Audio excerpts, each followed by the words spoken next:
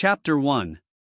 The champagne flute trembled in Brenda Hibbert's manicured fingers as another eager fan thrust a worn paperback toward her, eyes sparkling with that familiar hunger for romantic secrets. The bookstore's fluorescent lights felt harsh against her skin, casting shadows that emphasized the exhaustion she'd been hiding behind perfectly applied makeup for months. "Miss Hibbert, your book saved my marriage," the woman gushed, her voice cutting through the buzz of the crowded signing event. "Tell me, what's your secret? How do you write such passionate love when you're still single?" The question landed like a physical blow. Brenda's practiced smile faltered for just a heartbeat before snapping back into place. How many times had she heard those words?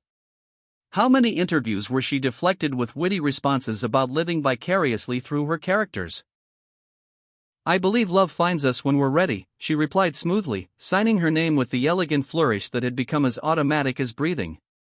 But inside, her heart constricted with a familiar ache. 23 romance novels. 12 New York Times bestsellers. 500,000 social media followers hanging on her every word about love and passion. And she went home every night to an empty apartment where the only romance was whatever she could conjure on the page. The signing ended 3 hours later than scheduled. Brenda's feet screamed in her designer heels as she finally escaped to her car, fingers already reaching for her phone out of habit. Notifications flooded her screen, thousands of comments, messages, and interview requests. Her latest post about finding your soulmate had gone viral again. Her penthouse apartment welcomed her with cold silence. Floor-to-ceiling windows showcased the glittering city below, but tonight the view felt like a mockery.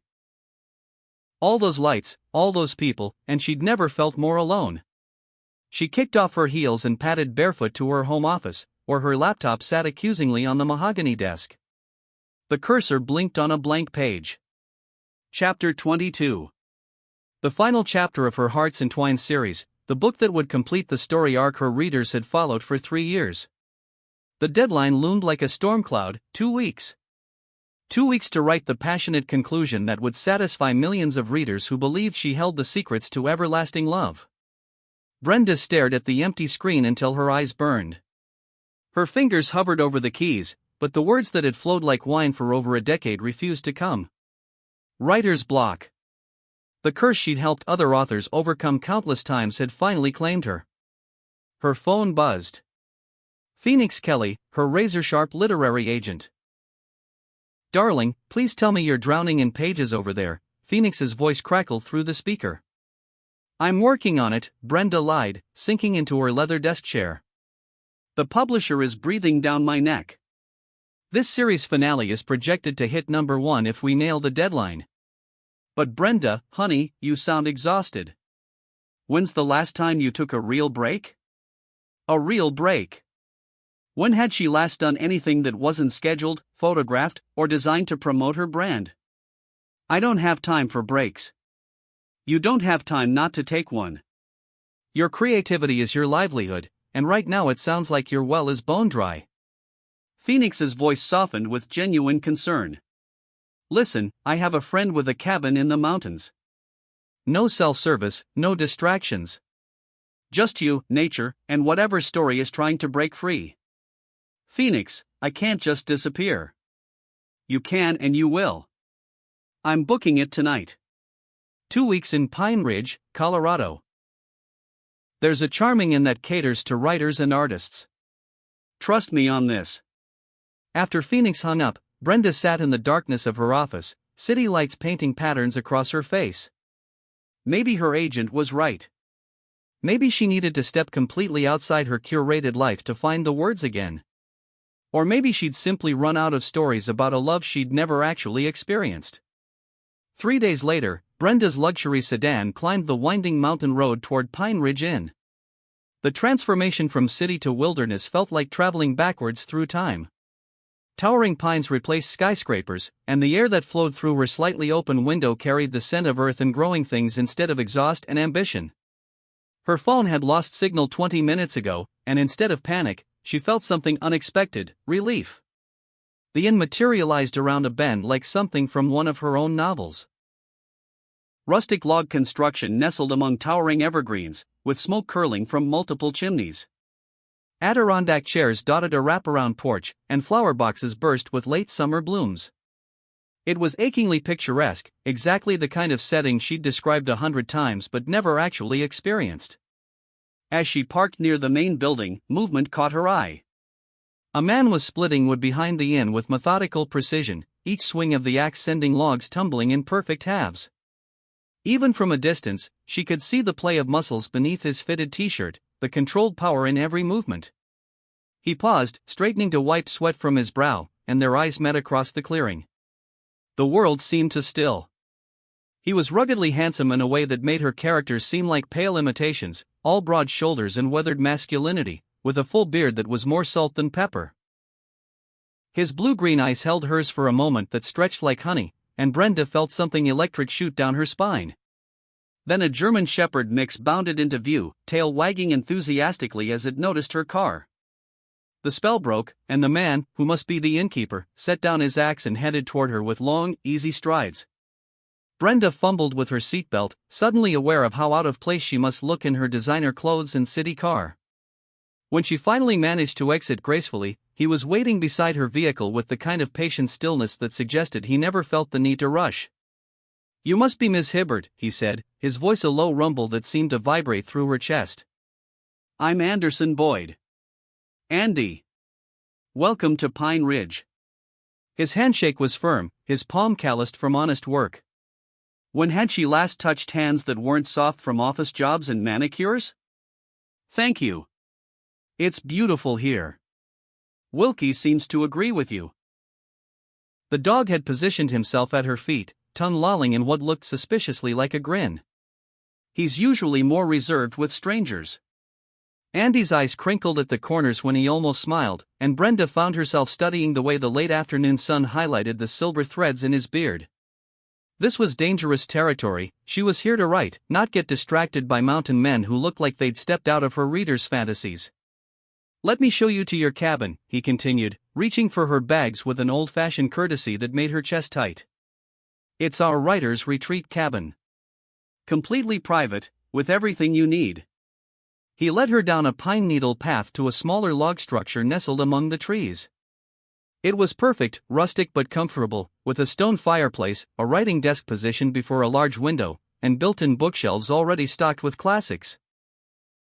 "There's firewood stacked on the porch," Andy explained, his voice still carefully professional despite the way his gaze seemed to linger on her face. "I'll bring fresh supplies every few days, but I'll try not to disturb your work. The main lodge serves meals, or there's a full kitchen if you prefer privacy." "This is perfect," Brenda said, meaning it.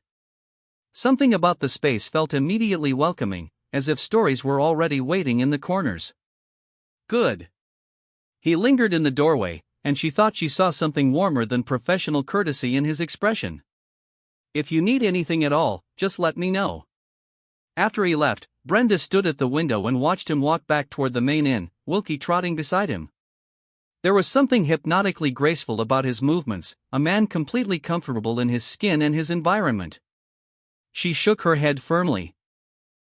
She was here to work, to rediscover her creative voice, not to develop a crush on the first attractive man she'd met outside a book signing in months. But as she unpacked her laptop and tried to focus on the blank page awaiting chapter 22, her gaze kept drifting to that window and the path he'd taken. That night, she lay in the surprisingly comfortable bed listening to sounds she'd forgotten existed. Whined through pine branches. The distant call of an owl. No traffic, no sirens, no sounds of other people's lives bleeding through thin walls. For the first time in months, her mind felt quiet enough to hear her own thoughts. But those thoughts kept circling back to blue-green eyes and the way Anderson Boyd had said her name like it meant something. If you haven't already, hit that subscribe button and join our Dear Love Diaries family. Your special place in this community of heartfelt stories is waiting for you. These passionate journeys of souls connecting against all odds have brought together thousands of beautiful hearts just like yours. Make sure you hit the bell too, so you'll know immediately when a new story unfolds in our diary of love. The next morning dawned crisp and clear, mountain air so pure it almost hurt to breathe after years of city smog. Brenda made coffee in the cabin's tiny kitchen and settled at the writing desk with her laptop, determined to make progress.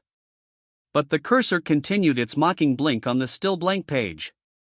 She'd written herself into a corner with her series. Her heroine, Elena, stood on the brink of choosing between two men who loved her completely.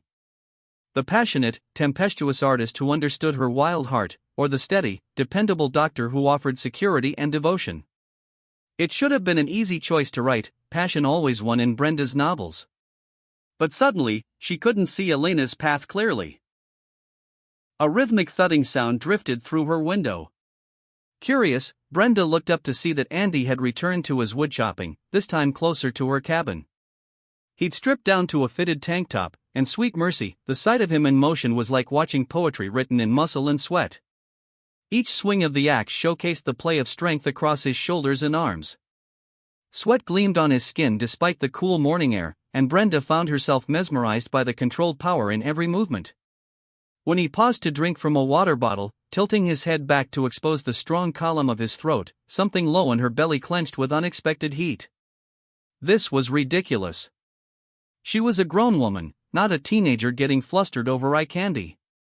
But something about Anderson Boyd bypassed her usual defenses and went straight to a part of her she'd thought existed only in her imagination. He must have sensed her watching because his gaze suddenly lifted to her window. Their eyes locked, and the heat in his stare made her breath catch. For a moment, neither moved. Then mortification crashed over her as she realized she'd been caught ogling him like some desperate romance novelist stereotype. She jerked back from the window, heart hammering against her ribs. The white curtain swayed as she hid behind it, cheeks burning with embarrassment. God, what must he think of her? The sophisticated city author reduced to voyeurism before she'd been here 24 hours. When she finally dared to peek through the curtain again, he was back to chopping wood. But she could swear she saw the hint of a smile playing at the corners of his mouth. The morning was shot for writing. Every time she tried to focus on Elena's dilemma, her mind wandered to the way Andy's forearms flexed when he gripped the axe handle, or the patient way he'd looked at her when she'd stumbled over her words yesterday. This was exactly what she didn't need, a real-life distraction when she was supposed to be crafting fictional passion. But as she stared at the blank page, a treacherous thought whispered through her mind, when was the last time she'd felt this kind of awareness of a man? This flutter of genuine attraction that had nothing to do with carefully calculated compatibility or career advantages? Never, her honest heart whispered back. Never like this. Chapter 2. By afternoon, hunger drove her from the cabin toward the main lodge.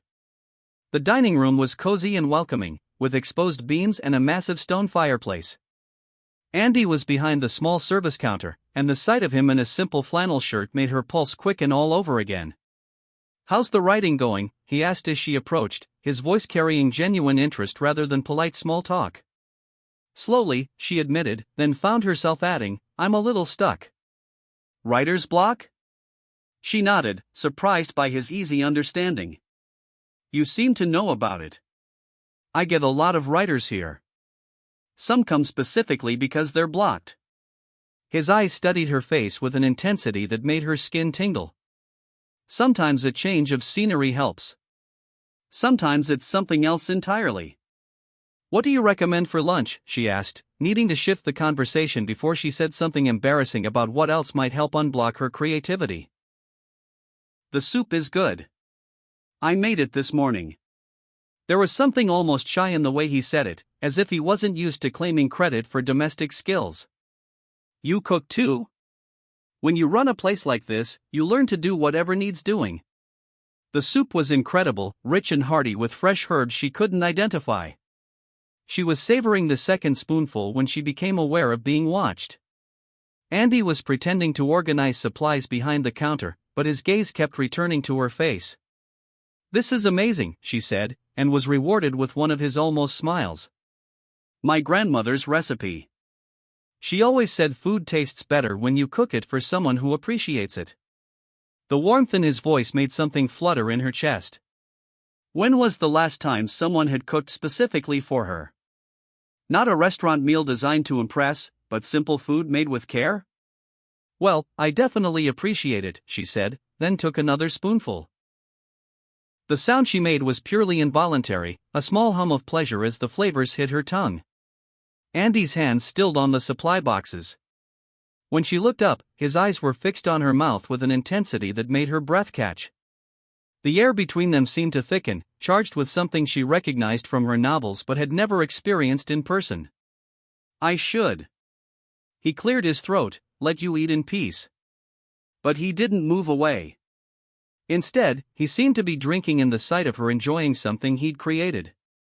Heat crawled up Brenda's neck as she realized the intimacy of the moment, the way he watched her lips, the slight parting of his mouth, the hunger in his gaze that had nothing to do with food. "Andy," she said softly, not sure what she meant to follow it with. The spell broke as another guest entered the dining room. Andy straightened immediately, his professional mask sliding back into place. But as Brenda finished her meal, she could feel his awareness of her like a physical touch. That evening, she attempted to write again.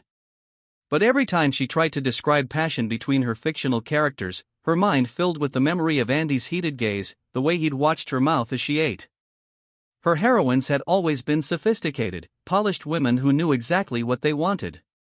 But here she was, accomplished and successful, and she felt as uncertain as a teenager around this quiet mountain man. Around 9 o'clock, she gave up on writing and decided to explore the inn's grounds. The night air was crisp and clean, filled with the scent of pine and wood smoke. A path wound around the main building, lit by subtle solar lights that didn't disturb the natural darkness. She was admiring the way stars looked without city light pollution when Wilkie appeared beside her, tail wagging a greeting. "Hey there, handsome," she murmured, scratching behind his ears. "Where's your human?" "Right here." Andy's voice came from the shadows, and she turned to find him approaching with that easy, unhurried stride. He'd changed into jeans and a thick sweater that emphasized his broad shoulders. "Sorry if Wilkie bothered you. He has a weakness for pretty women." The compliment, delivered so matter-of-factly, made her cheeks warm.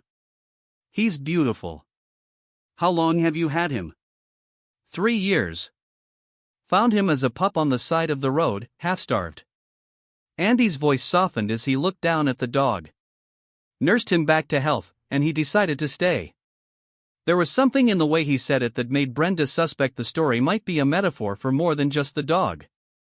"He's lucky you found him." "I'm the lucky one. Good company is hard to find up here." They fell into step together, walking the moonlit path with Wilkie ranging ahead. The silence between them was comfortable rather than awkward, as if they'd done this 100 times before. "What made you leave the city?" Brenda asked eventually.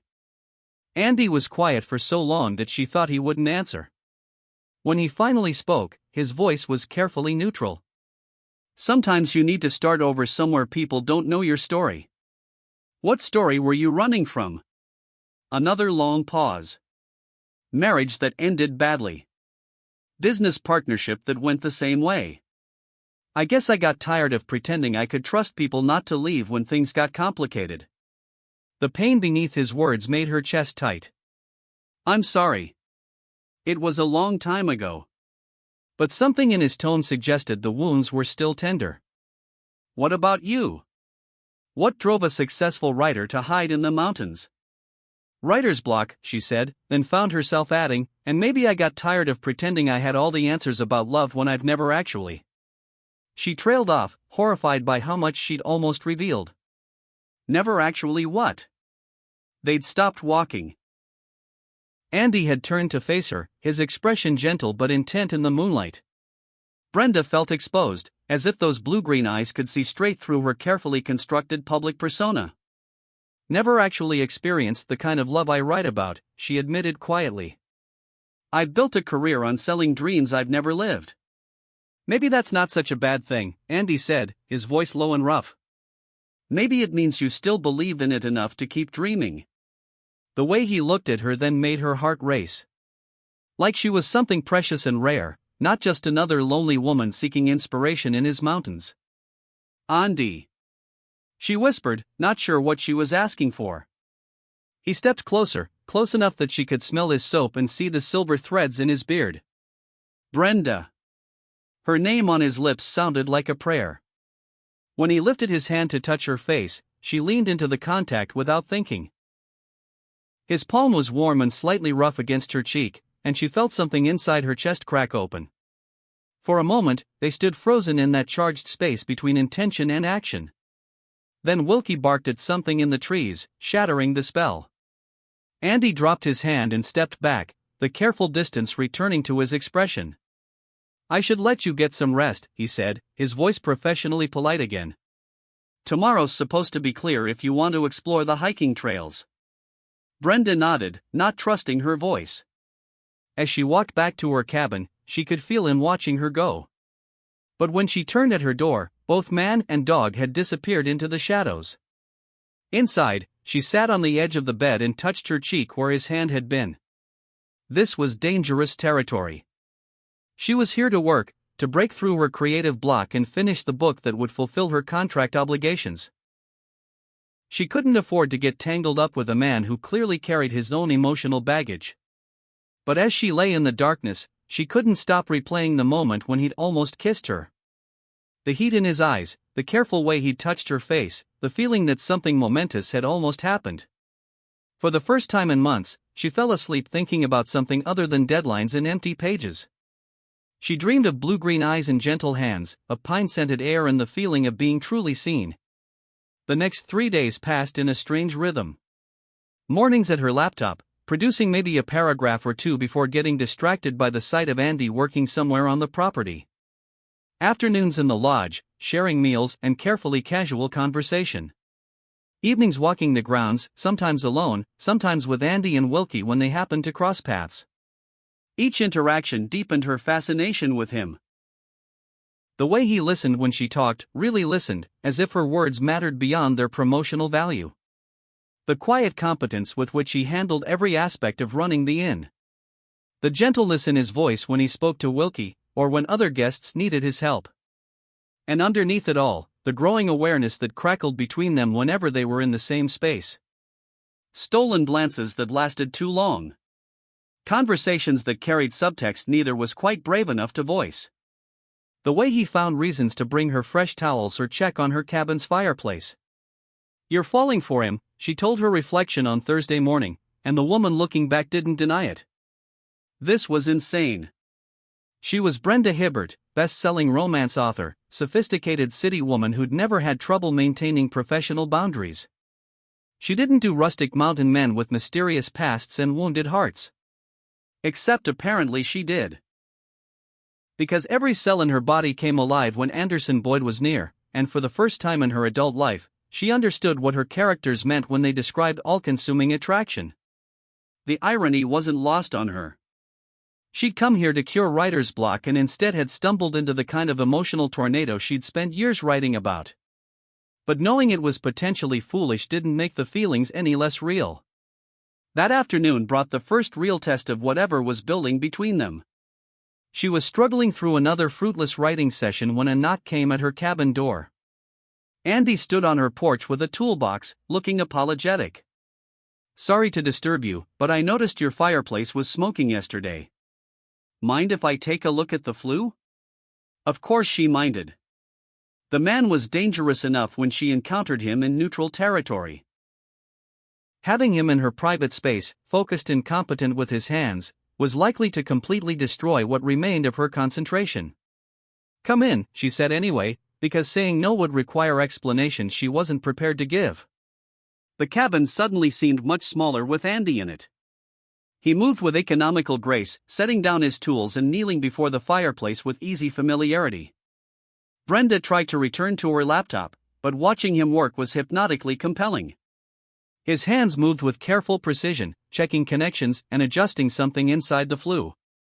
When he had to reach deep into the fireplace, his sweater rode up slightly, revealing a strip of tan skin above his belt that made her mouth go dry.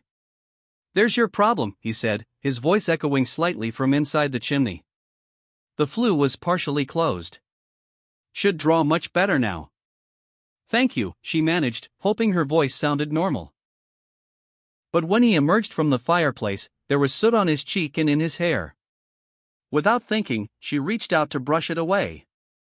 "You've got..." She started to say, then forgot how to speak when his eyes locked with hers. They were close enough that she could see the exact pattern of blue and green in his irises, could count the silver threads in his beard. His skin was warm under her fingertips, and she felt the slight intake of his breath as she touched him. "Brenda," he said, her name rough with something that made her pulse race. Time seemed suspended. He lifted his hand to cover hers where it rested against his cheek, his thumb tracing over her knuckles. The touch was simple, almost innocent, but it sent electricity shooting up her arm. "I should finish this," he said, but he didn't move away. "Yes," she whispered, though she had no idea what she was agreeing to. For another heartbeat they stayed frozen in that moment of possibility. Then Andy's phone buzzed in his pocket, shattering the spell. He stepped back, professional distance sliding back into place like armor. "That should take care of the smoking problem," he said, his voice carefully neutral as he gathered his tools. "Thank you," she said again, still feeling the phantom warmth of his hand over hers. After he left, Brenda sat staring at her laptop screen for 20 minutes without seeing a single word. The air in the cabin still held traces of his scent, pine soap and honest work, and something indefinably masculine that made her want to bury her face in his neck. This was getting out of hand. She was here for 10 more days, and if she didn't find a way to focus on her writing, she'd return to the city with nothing but a bruised heart and a missed deadline. But when she finally managed to type a few sentences, they weren't about Elena and her 2 suitors. Instead, she found herself writing about a woman who'd forgotten what it felt like to be desired for herself rather than her success, and a man whose careful control hid a heart that had been broken but was learning to hope again.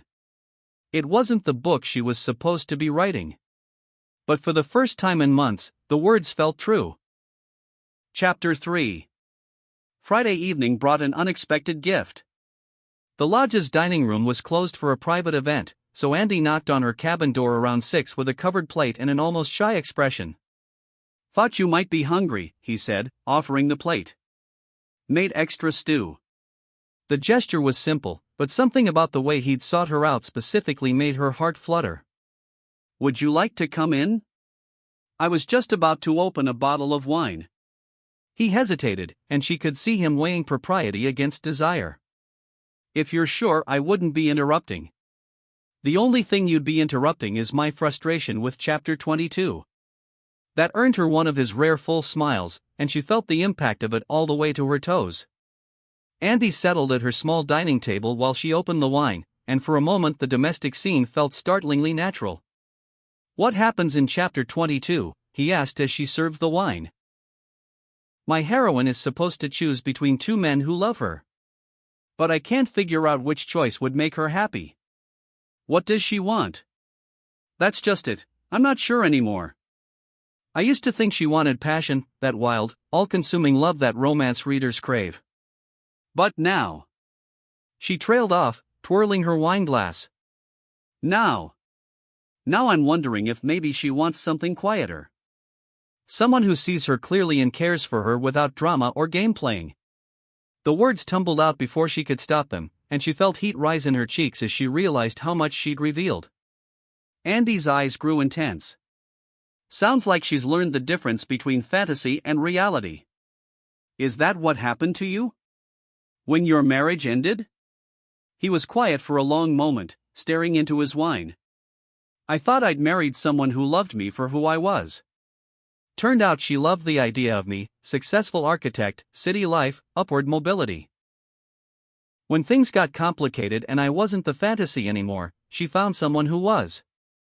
The pain in his voice made Brenda's chest ache. "I'm sorry. That must have been devastating." "It was. But maybe it taught me to value authenticity over performance." His gaze met hers. "There's something to be said for people who show you their real selves instead of the version they think you want to see." The wine and the intimacy of the conversation had lowered her usual defenses. "I'm not sure I know how to do that anymore. I've been performing the role of successful romance author for so long, I've forgotten who I am underneath." "I think you're finding out," Andy said softly. Their conversation drifted to easier topics, books they'd both read, his transition from architecture to innkeeping, her early writing attempts. But underneath the words ran a current of growing intimacy that made every casual touch electric. When Andy reached for the wine bottle at the same moment she did, their fingers tangled and neither pulled away. When she laughed at one of his dry observations, his eyes fixed on her mouth with unmistakable hunger.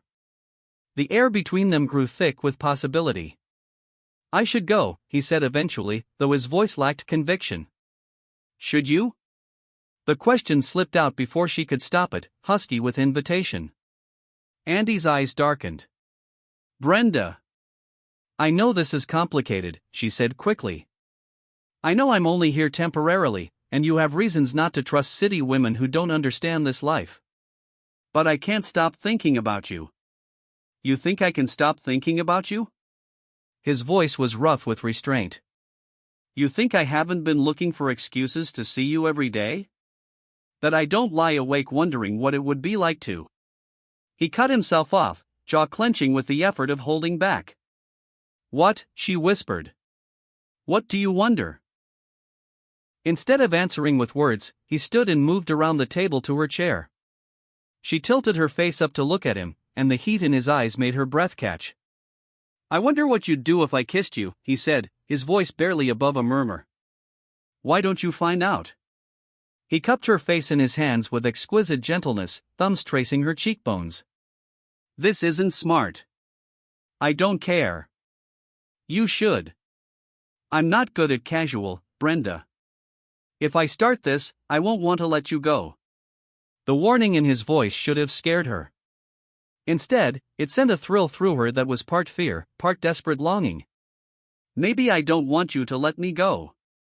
Something in his expression cracked then, the careful control finally giving way. When he lowered his mouth to hers, it was with the intensity of a man who'd been holding back for days. His lips were warm and sure, moving against hers with a hunger that made her dizzy. She'd been kissed before, certainly, but nothing had prepared her for the way Anderson Boyd kissed, like she was air and he'd been drowning, like he was claiming something precious he'd thought lost forever. Her hands fisted in his sweater, pulling him closer as he deepened the kiss. When his tongue traced the seam of her lips, she opened for him with a soft sound that made him groan against her mouth. They broke apart only when breathing became necessary, foreheads touching as they struggled for air. "Jesus," Andy whispered, his voice shaken. "I know." Her own voice was unsteady. The kiss had confirmed every suspicion about the chemistry between them. It was combustible, dangerous, completely beyond her experience. "I should still go," he said, but his hands were still framing her face like he couldn't bear to let her go.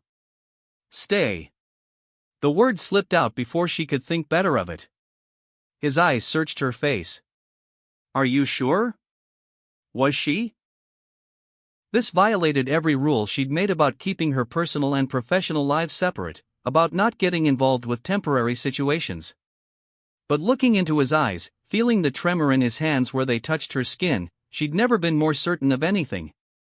"Stay," she repeated. This time when he kissed her, there was nothing tentative about it. His mouth was demanding, passionate, and she met him with equal hunger. When he lifted her from the chair, she wrapped her arms around his neck and lost herself in the taste and scent and overwhelming masculinity of him. He carried her to the couch, settling her across his lap with careful reverence. But there was nothing careful about the way he kissed her throat, finding sensitive spots that made her arch against him with soft moans of pleasure. "You're so beautiful," he murmured against her skin, his beard creating delicious friction that made her shiver. "So damn beautiful." His hands mapped her curves through her sweater, respectful but possessive. When she tugged at the hem of his shirt, he caught her hands. "Not yet," he said, his voice rough with restraint. "Not until you're sure this is what you want." "I'm sure," she said, but he shook his head. "Tomorrow. When you've had time to think clearly." His smile was tender but determined. "I told you I'm not good at casual. When we do this, I want you to be certain it means something." The consideration in his voice, the way he was putting her needs before his obvious desire, only made her want him more. But she could see the wisdom in waiting, even if her body protested. "Tomorrow," she agreed, though it took every ounce of willpower she possessed. He stayed until nearly midnight, holding her on the couch as they talked and kissed with increasing heat. When he finally forced himself to leave, Brenda felt bereft in a way that scared her with its intensity. She lay awake for hours, touching her lips where he'd kissed her, replaying every moment of the evening. Tomorrow felt both impossibly far away and terrifyingly close.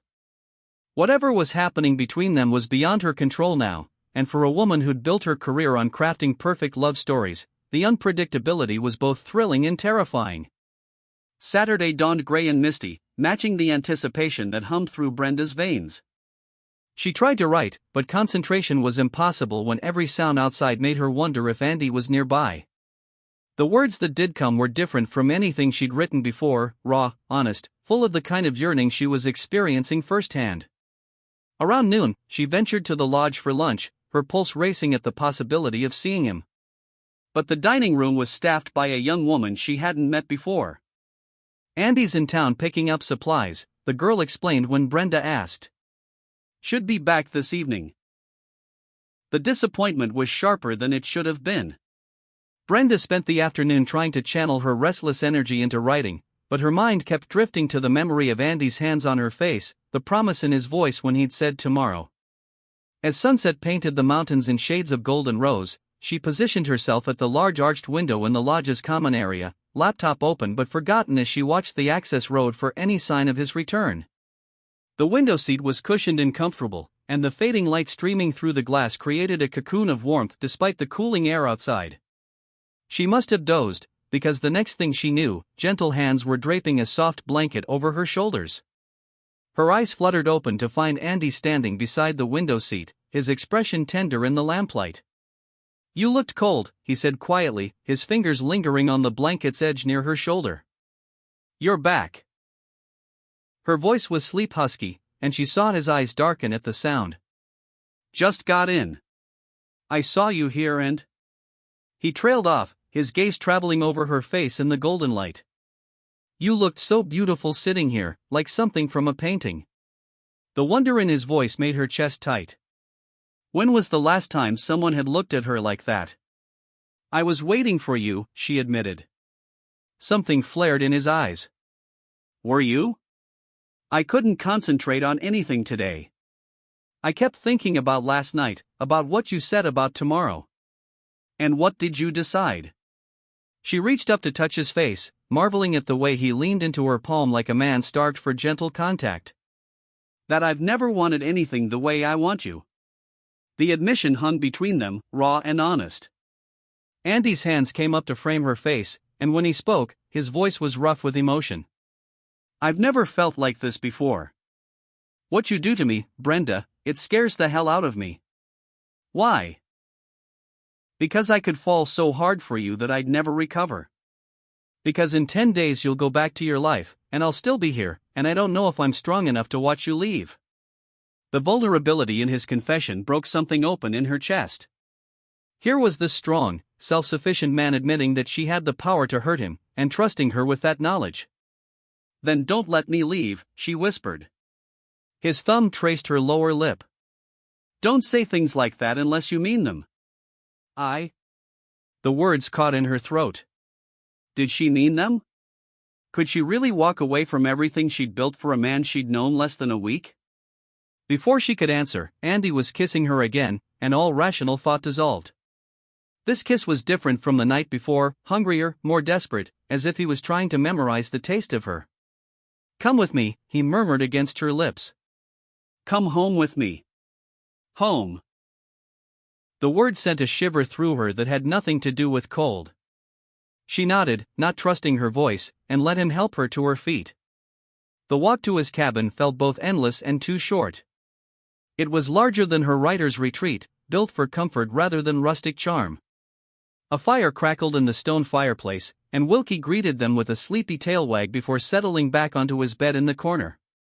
"This is where you live," she said, taking in the personal touches that made the space distinctly his: books on architecture and woodworking, photographs of mountain landscapes, a guitar resting against one wall. "Not very sophisticated compared to what you're used to," he said, and she heard the hint of uncertainty beneath his calm tone. "It's perfect," she said, meaning it. "It feels like you." The tension in his shoulders eased. "Would you like some wine? Coffee? Andy." She stepped closer, close enough to see the rapid pulse at his throat. "I don't want wine." "What do you want?" "You," she said simply. "Just you." The last of his restraint crumbled. When he reached for her this time, there was nothing tentative about it. His mouth crashed over hers with a hunger that stole her breath, his hands tangling in her hair as he walked her backwards toward the couch. They tumbled onto the cushions in a tangle of desperate touches and heated kisses. Brenda's sweater disappeared, then Andy's shirt, and the feeling of skin against skin made them both groan with need. "Are you sure?" he asked one more time, his voice strained with the effort of holding back. In answer, she pulled his mouth back to hers, pouring all her certainty into the kiss.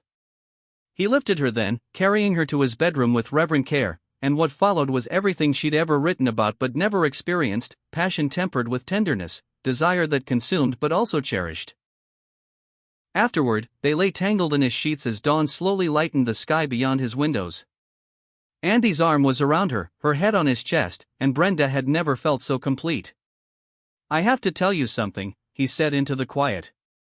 She lifted her head to look at him, heart clenching at his serious tone. "What?" "I think I'm falling in love with you." The words should have panicked her. Instead, they filled her with a warmth that started in her chest and spread through her entire body. "I think I'm falling in love with you too," she whispered. He rolled them over so she was beneath him, his weight anchored by his forearms as he studied her face. "What are we going to do about that?" "I don't know," she admitted. "But I want to figure it out." When he kissed her again, slow and deep and full of promise, Brenda felt something shift inside her. For the first time in her adult life, she was living the kind of love she'd only been able to imagine. And terrifying as it was, she never wanted it to end. Sometimes the most unexpected moments can shift everything between two people. What's a moment that changed a relationship for you? Share your experience in the comments below. We love hearing from our Dear Love Diaries family. Chapter 4. The next few days passed in a haze of discovery and growing intimacy.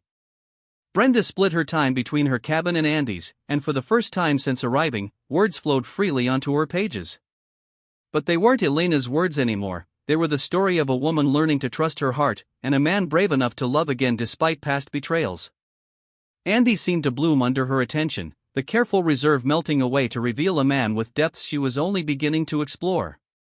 He cooked for her, simple meals that somehow tasted better than any restaurant she'd ever frequented. He showed her hidden trails through the mountains, patient with her city-soft endurance and delighted by her wonder at the wilderness he called home. In quiet moments, they talked about everything and nothing: her childhood dreams of writing, his decision to leave architecture, their shared love of books and music. The physical chemistry between them was incendiary, but it was the emotional connection that left Brenda reeling. She'd written about soulmates for years without truly believing in them. Now she was living it. But reality had a way of intruding on even the most perfect interludes. On Wednesday morning, her phone, which she'd been ignoring for days, erupted with a series of increasingly frantic buzzes. Phoenix's name flashed across the screen with an urgency that made Brenda's stomach drop. "Thank God," Phoenix's voice crackled through the speaker the moment she answered. "I've been trying to reach you for 2 days. Please tell me you're drowning in pages because we have a situation." "What kind of situation?" Brenda asked, though she already knew she wouldn't like the answer. "The publisher moved up your deadline. They want the final manuscript in 4 days, not 2 weeks. Apparently, there's been a scheduling shuffle and they need to fast-track production to hit the holiday release window." The words hit like a physical blow. 4 days? Phoenix, that's impossible. I'm not even halfway through the final chapter. Then you need to get halfway through and then some. This is your biggest contract yet, Brenda. If you miss this deadline, they can invoke the penalty clause. We're talking about potentially losing the entire advance. Brenda's knees went weak. The advance had already been spent, invested in her apartment, her lifestyle, the carefully curated image that supported her career. Losing it would be financially devastating. "I need more time," she said, desperation creeping into her voice. "There is no more time. Can you get it done or not?" Through the window, she could see Andy working in the garden behind the main lodge, Wilkie at his side.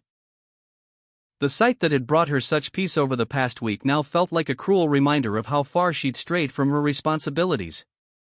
I'll get it done, she said, though she had no idea how. Good. Send me pages as you have them. And Brenda? Remember that your readers are counting on you to deliver the passionate ending they've been waiting for. Don't overthink it, just give Elena the love story she deserves. After Phoenix hung up, Brenda sat staring at her phone in mounting panic. For days to write thousands of words, to craft an ending that would satisfy millions of readers and fulfill her contract obligations. And she still had no idea how Elena's story should end. Worse, she was beginning to suspect that her recent creative breakthrough had less to do with professional inspiration and more to do with living out her own romance. What happened to her writing when this mountain interlude ended? When she returned to the city and Andy became just a beautiful memory? A knock at her cabin door interrupted her spiral of anxiety. Andy stood on the porch with coffee and what looked like homemade muffins, his smile fading when he saw her expression. "What's wrong?" he asked, setting down the tray and reaching for her immediately. "Work crisis," she said, leaning into his solid warmth despite herself. "My deadline got moved up. I have 4 days to finish the book." "Okay," he said calmly. "What do you need?" The simple question, asked without judgment or panic, made her chest tight with emotion. When was the last time someone had responded to her crisis by asking how they could help rather than adding to her stress? "I need to write about 10,000 words in 4 days," she said. "Good words. Words that will satisfy readers who've been following this series for 3 years. Then that's what you'll do." His confidence in her was absolute, unwavering. "Andy, you don't understand. If I don't deliver, I could lose everything.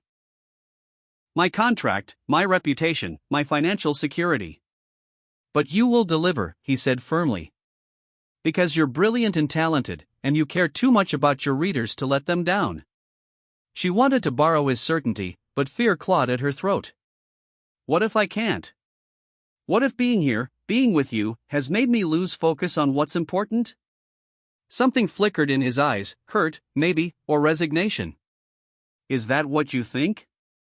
That this," he gestured between them, "is a distraction from your real life?" "I don't know," she said honestly. "I don't know how to separate what's real from what's just romantic fantasy." The words hung between them like a blade. Andy stepped back, his expression carefully neutral. "I see," he said quietly. "Well, then. You should probably focus on your work." "Andy, I didn't mean." "It's fine, Brenda. I understand. You have responsibilities, a career that matters. I'm just the man who was convenient for inspiration." The bitter edge to his voice made her flinch. "That's not fair. Isn't it? You just said you can't tell if what we have is real or fantasy. That sounds pretty clear to me." He was already backing toward the door, emotional walls slamming back into place with devastating efficiency. "I'll make sure you're not disturbed while you work. Good luck with your deadline." The cabin felt hollow after he left, as if all the warmth had been sucked out with his departure. Brenda sat at her laptop, cursor blinking accusingly on the blank page, and tried to summon the words that would save her career. But for the first time since arriving at Pine Ridge, the mountain silence felt oppressive rather than peaceful. She'd heard him, she could see it in the careful way he'd withdrawn, the formal politeness that had replaced the intimacy they'd been building. And the worst part was, she wasn't sure he was wrong. Was what she felt for Andy real, or was it just the romance novelist in her, desperate for the kind of passionate love she'd been writing about for years? How could she trust her own feelings when her entire career was built on fantasy? The hours crawled by with agonizing slowness. She managed maybe 500 words, all of them stilted and lifeless. Every time she tried to write about Elena's choice between passion and stability, her mind filled with images of Andy's hurt expression, the way he'd looked at her like she'd confirmed his worst fears about city women who didn't understand the value of what he offered. By evening, she was no closer to a breakthrough, and the weight of the approaching deadline felt like a stone in her chest. When hunger finally drove her to the lodge for dinner, she looked for Andy but found only the young server from earlier in the week. "He's gone into town," the girl said when Brenda asked. "Won't be back until late." Running away from her, then. Just like his ex-wife had run when things got complicated. The parallel made her sick. She picked at her meal and returned to her cabin, where the blank page waited like a judgment. 4 days had become 3.5, and she still had no idea how Elena's story should end. But as she sat in the darkness, listening to the mountain sounds that had become so familiar, a treacherous thought whispered through her mind: what if the answer wasn't about Elena at all? What if the answer was about what Brenda herself was willing to fight for? The thought terrified her. Because fighting for Andy would mean risking everything she'd built, everything she thought she wanted. It would mean admitting that maybe success and security weren't enough, that maybe she needed the kind of love that made her feel fully alive. But as the night deepened around her, one thing became crystal clear: she couldn't write Elena's happy ending until she figured out what her own looked like. And that meant deciding whether Anderson Boyd was worth the risk of her carefully constructed world falling apart. Thursday passed in a blur of forced productivity and growing desperation. Brenda managed to add several thousand words to her manuscript, but they felt hollow, mechanically crafted to move the plot forward without any of the emotional resonance her readers expected. She could practically hear Phoenix's disappointed voice reading these pages, could imagine the reviews that would call the ending rushed and unsatisfying. Andy remained conspicuously absent. She caught glimpses of him around the property, but he was always busy with some task that prevented conversation. When their eyes met across the lodge dining room during lunch, he nodded politely and looked away, treating her like any other guest. The professional distance hurt more than she'd expected. In just over a week, she'd grown used to his warmth, his quiet attention, the way he looked at her like she was the most fascinating woman in the world. Now she felt invisible, dismissed, and the rational part of her mind that said she'd brought this on herself didn't make it sting any less. Friday morning brought another call from Phoenix, this one even more frantic than the last. "Please tell me you're almost done," Phoenix said without preamble. "The publisher is breathing down my neck.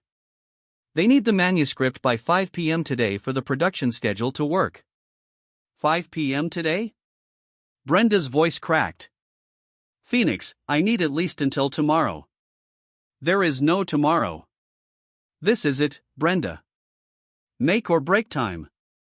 The line went dead, leaving Brenda staring at her laptop screen in horror.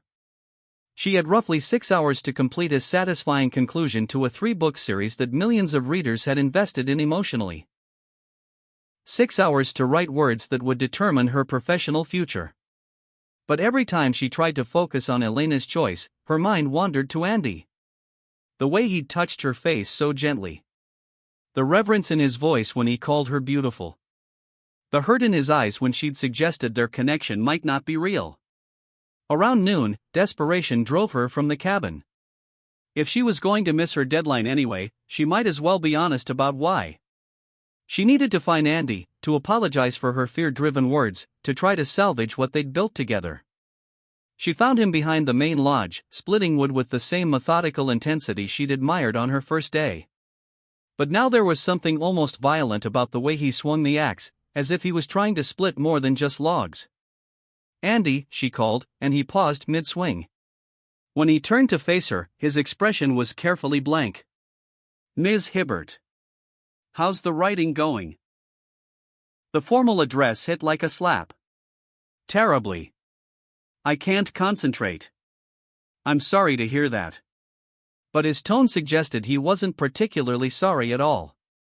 "We need to talk. I think you made your position pretty clear the other day." "Did I? Because I'm not even sure what my position is." The admission tumbled out before she could stop it. "I'm scared, Andy. Scared of what I feel for you, scared of what it might mean for my career, scared of risking everything I've worked for." Something flickered in his eyes, but his voice remained neutral. "Fear's a reasonable response. You barely know me." "That's just it, I feel like I know you better than people I've known for years. And that terrifies me because it doesn't make sense. Love doesn't always make sense." The words were spoken so quietly she almost missed them. "Is that what this is? Love?" He set down the axe and studied her face with an intensity that made her breath catch. "What do you think?" "I think I've spent so many years writing about love that I don't trust myself to recognize the real thing." But what I feel for you. She took a shaky breath. It's bigger than anything I've ever experienced. Bigger than my books, my career, everything I thought mattered. But what if I'm wrong? What if I blow up my life for a fantasy? Then you rebuild, he said simply. That's what people do when they choose love over fear. The quiet conviction in his voice made her chest tight. You make it sound easy. It's not easy. It's the hardest thing in the world. He stepped closer, close enough that she could see the silver threads in his beard, the exact shade of blue-green in his eyes. But the alternative is spending your life wondering what if. My deadline is in 4 hours, she said. If I don't deliver this book, I lose everything. Then deliver it. I can't. Every time I try to write Elena's ending, all I can think about is us. About what I might be walking away from when I leave here. So don't walk away. The simple words hung between them, loaded with possibility and promise. It's not that simple. Why not? Because I live in New York. Because my entire career is built there. Because I can't just abandon everything I've worked for. I'm not asking you to abandon anything. I'm asking you to choose. Between you and my career? Between fear and love. Between the life you think you're supposed to want and the one that might actually make you happy. His words echoed in her mind as she stared into his eyes, seeing her own longing reflected there. When had she stopped thinking about what would make her happy and started focusing only on what would make her successful? I have to finish this book, she said finally. Then finish it. Andy. Write the ending you believe in, Brenda. Not the one you think you're supposed to write. He picked up his axe and returned to his work, effectively dismissing her. But as she walked back to her cabin, his words rang in her ears, write the ending you believe in. Back at her laptop, Brenda stared at the cursor blinking on the page where Elena stood between her two suitors. For the first time in days, she could see the scene clearly. Elena, successful and independent, terrified of risking her carefully constructed life. The passionate artist who represented adventure and uncertainty. The stable doctor who offered security and predictability. But there was a third option, one Brenda had never considered before. What if Elena chose herself? What if she realized that both men represented what she thought she should want, rather than what would actually make her whole? Brenda's fingers flew over the keys as Elena's voice finally came through clearly. The heroine who walked away from both suitors, who chose the scarier path of defining happiness on her own terms, who realized that real love wasn't about being completed by someone else but about being brave enough to be complete on your own and then choosing to share that completeness. It wasn't the ending her publisher expected. It wasn't the neat romantic resolution her readers had been waiting for. But it was honest, and it was true, and it was the ending Brenda believed in. She finished typing at 4:47 p.m., 13 minutes before her deadline. As she attached the file to an email to Phoenix, her hands shook with more than just deadline stress. She'd just written an ending that might alienate readers, that might cost her the tidy romantic conclusion her contract specified. But for the first time in months, she'd written something that felt completely, authentically hers. Now she just had to decide if she was brave enough to apply the same honesty to her own life. Chapter 5. Phoenix called within 20 minutes of receiving the manuscript. Brenda, what the hell is this? Her agent's voice was tight with controlled panic. Elena doesn't choose either man? She walks away alone? This isn't what your readers want. This isn't what the publisher contracted for. It's what the story needed, Brenda said, surprised by the steadiness in her own voice. The story needed a romantic resolution. That's what romance novels do, they give readers the happy ending they're craving. Maybe Elena's happy ending doesn't look like what everyone expected. Brenda, honey, listen to me carefully. Your readers have been following this series for 3 years. They've invested emotionally in Elena finding love. If you give them this literary fiction ending, they'll feel betrayed. Or maybe they'll feel inspired. Maybe they'll realize that choosing yourself is the first step to real love. The silence on the other end of the line stretched uncomfortably long. When Phoenix finally spoke, her voice was gentle but firm. "I'm going to be honest with you. The publisher isn't going to accept this. They'll invoke the revision clause and demand a rewrite. You'll have 48 hours to give Elena a proper romantic ending." The words hit like a punch to the chest. "And if I refuse? Then you'll be in breach of contract. They can demand the advance back, and you'll be blacklisted from every major romance publisher in the industry." After Phoenix hung up, Brenda sat in the devastating quiet of her cabin, staring at the laptop screen that still showed her completed manuscript. She'd poured her heart into those final pages, had finally found her authentic voice again.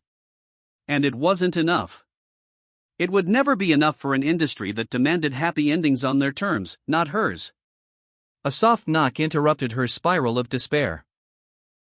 She opened the door to find Andy standing on her porch, his expression concerned but guarded. "I saw Phoenix Kelly's name on caller ID when I was bringing your mail," he said, holding out a small stack of letters. "Everything okay?" "My ending wasn't good enough," she said, accepting the mail with numb fingers. "The publisher wants me to rewrite it. Give Elena a traditional romantic resolution." "What did you write?" "I had her choose herself. Walk away from both men to figure out what she really wanted, independent of what everyone expected her to want." Something shifted in Andy's expression, surprise, then what looked like approval. "That sounds brave." "It sounds career-ending," she corrected. "Romance readers want the heroine to get the guy. That's the promise of the genre." "All romance readers? Or just the ones your publisher thinks they understand?" She looked at him more closely, noting the careful way he was watching her face.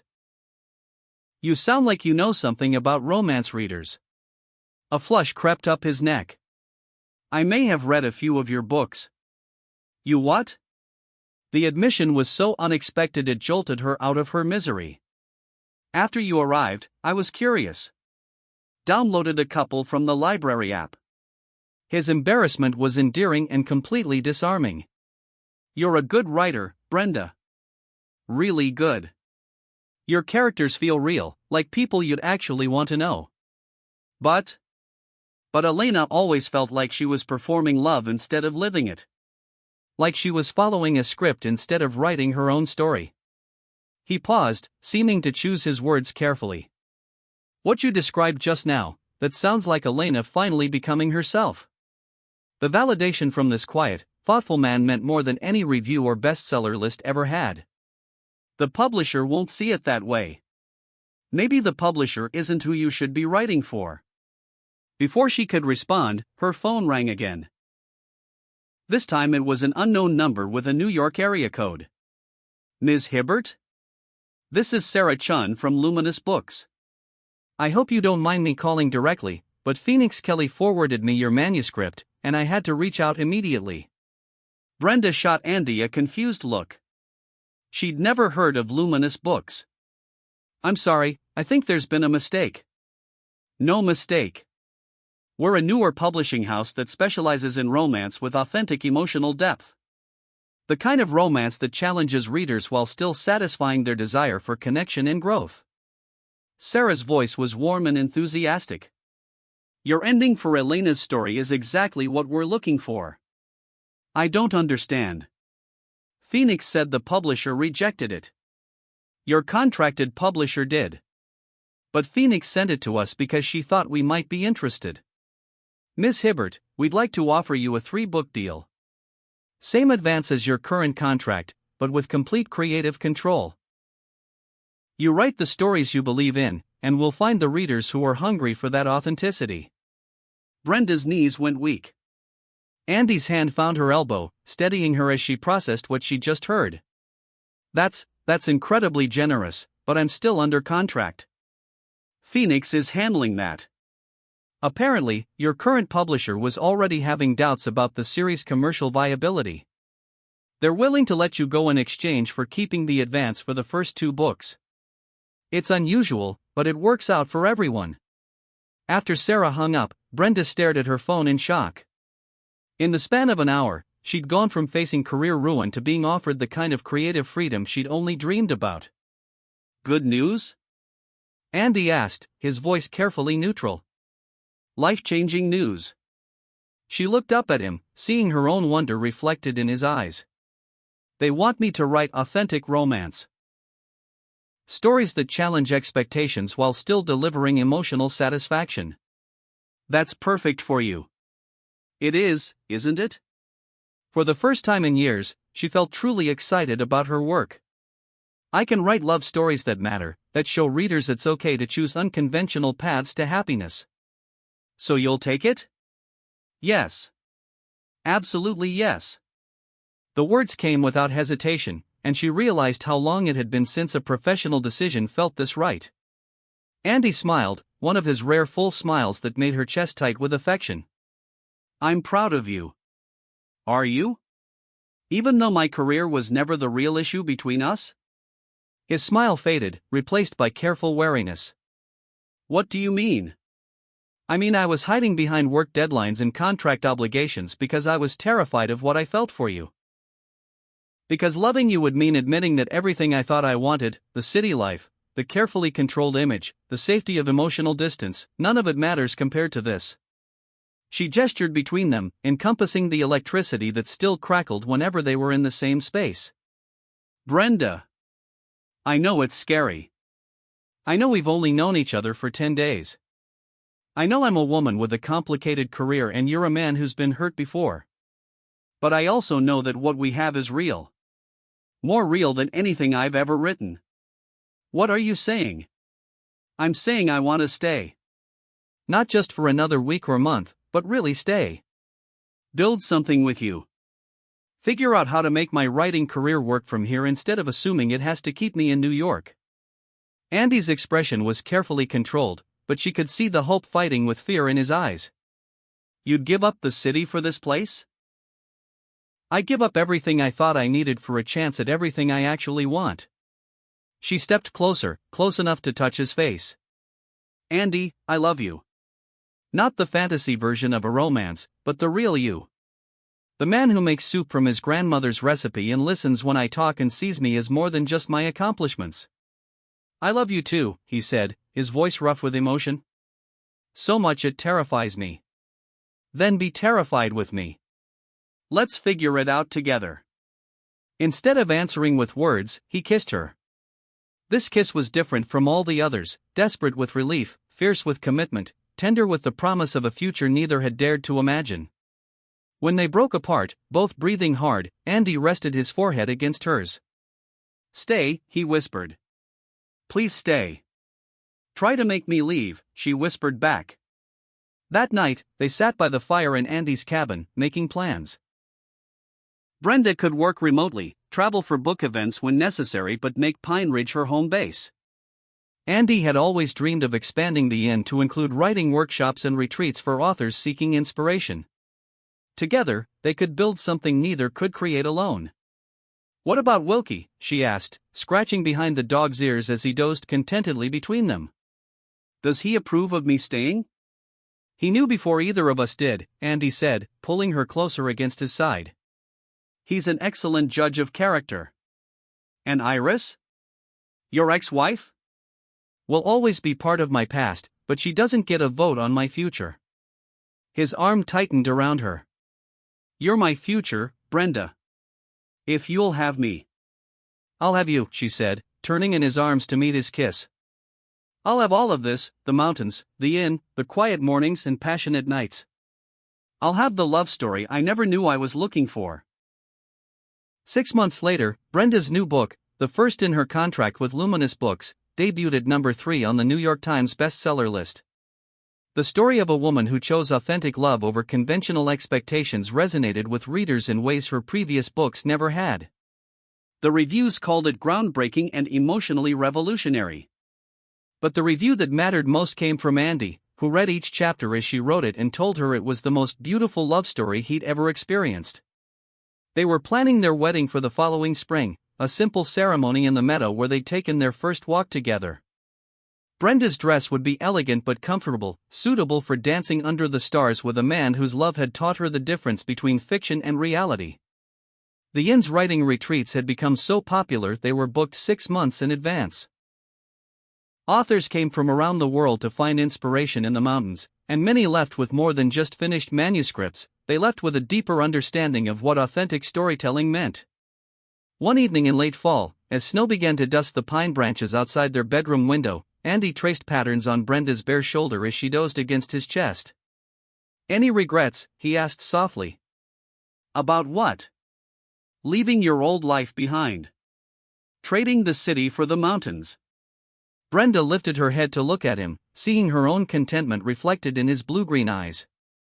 "The only regret I have is that it took me so long to realize what happiness actually looked like."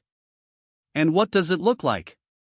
"This," she said, gesturing to encompass their intertwined bodies, the cozy cabin, the life they'd built together. "You bringing me coffee every morning.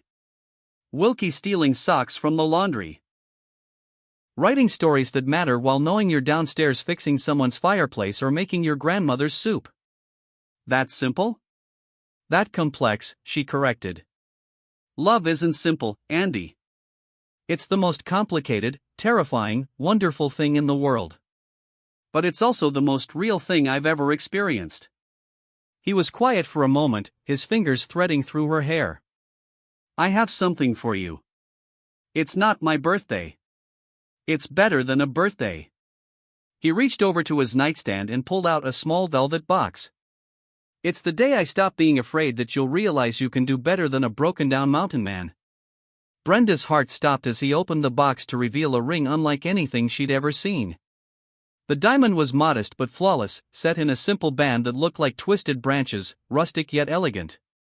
"Brenda Hibbert," Andy said, his voice steady despite the emotion she could see in his eyes. "Will you marry me? Will you let me love you for the rest of our lives? Will you help me build a story worth telling?" Tears blurred her vision as she looked at this man who had taught her the difference between writing about love and living it. "Yes," she whispered. "Yes to all of it." The ring fit perfectly, as if it had been made specifically for her hand. When Andy kissed her, snow began to fall harder outside their window, blanketing everything in pristine white. "I love you," she said against his lips. "I love our story." "Our story's just beginning," he murmured back, pulling her closer until there was no space between them, no doubt about where she belonged.